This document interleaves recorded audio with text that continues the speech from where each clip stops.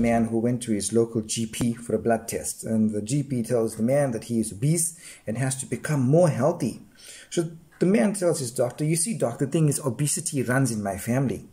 To this, the doctor replies, "Obesity doesn't run in your family. The problem is nobody runs in your family." And a girl once asked me what my heart desired. Apparently, blood, oxygen, and autonomic innovation were all the wrong answers. Hi everybody, it's Ryan here again, and this time we are covering our 68th mnemonic in internal medicine. Thanks for joining me, and I bring warm greetings in the awesome name of my Lord and Savior Jesus Christ. Today we are covering the beautiful concept of polycythemia, and the mnemonic for secondary polycythemia is HERA. Alright, so first just allow me to share with you how much God loves you. Do you know that God loves you so much? The book of Jeremiah chapter 31 verse 3, God says, "I have loved you with an everlasting love. With loving kindness I have drawn you to myself." The book of Zephaniah 3 verse 17 says that the Lord your God is with you. He takes great delight in you. He rejoices over you with singing. Imagine God singing over you. That's how much love he has for you. Alright, so let's get stuck into this, right? So in terms of polycythemia, what is the definition of polycythemia?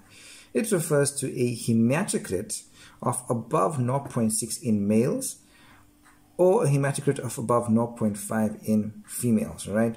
Now, a differential diagnosis for polycythemia, it could be spurious as in stress, which is what we call Gay-Spock syndrome, or it could be due to a decreased intravascular volume in patients who are dehydrated, where we have the phenomenon of hemoconcentration. Primary polycythemia, we'll talk about a bit later, is what we call polycythemia rubra vera, and the secondary variety has an underlying cause for it. So usually patients who are hypoxic in the way of obstructive sleep apnea, chronic obstructive pulmonary disease, smoking, and high altitude.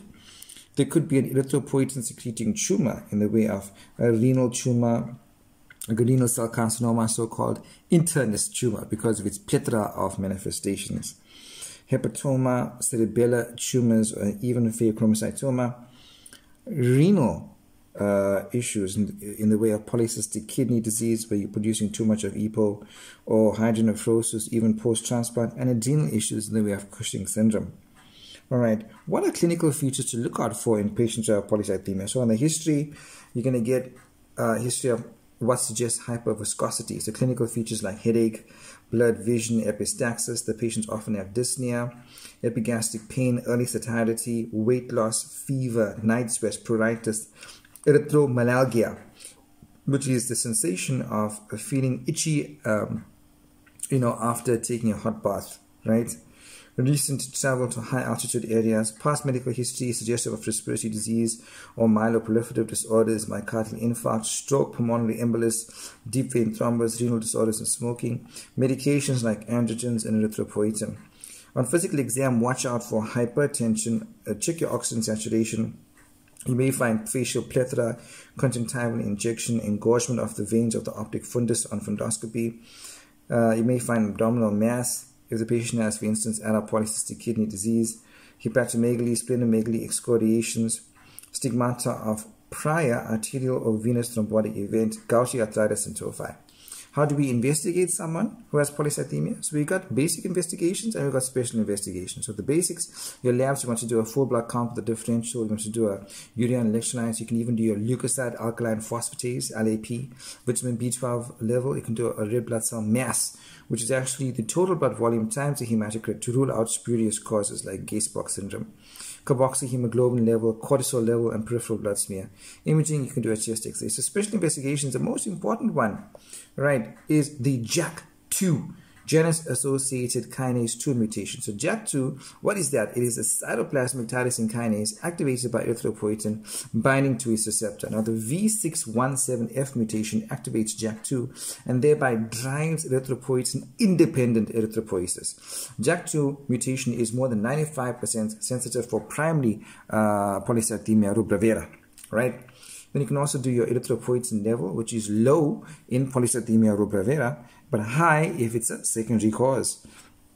Do your hypoxia workup if the patient has diminished oxygen saturation in the way of doing pulse oximetry, an arterial blood gas, and carboxy hemoglobin level. Solid tumor workup if you suspect one of these other causes, right, in the way of CT abdomen or MRI of the head, bone marrow biopsy to rule out myelofibrosis, and CML. Okay, so let's just look at quickly how do we address this. So you want to treat the underlying cause. If it's relative polycythemia, you want to hydrate the patient because that's probably just a situation of hemoconcentration secondary to dehydration.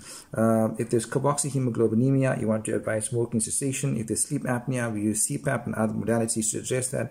If it's polycythemia vera, then what you want to do is cytoreduction with hydroxyurea, which is preferable to phlebotomy, and we target is to keep the hematocrit below 0.45 in females and below 0.42 in males. You also want to give aspirin at 81 milligrams per hour daily to prevent thrombosis, but watch out for bleeding. Okay.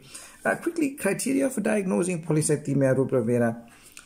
So, absolute criteria is when you have a raised red blood cell mass with no secondary cause. So you have a normal arterial partial pressure of oxygen and the erythropoietin level is not elevated. Major criteria is when you have splenomegaly and you have a JAK V617F mutation, the one we discussed. Minor criteria is when your white cells are above 12 times 10 to the 3 per microliter or platelets are above 400 times 10 to the 3 per microliter. So to diagnose polycythemia rubra vera, we need the absolute criteria plus one major or two minor for the diagnosis. All right. So guys, there you have it. Polycythemia.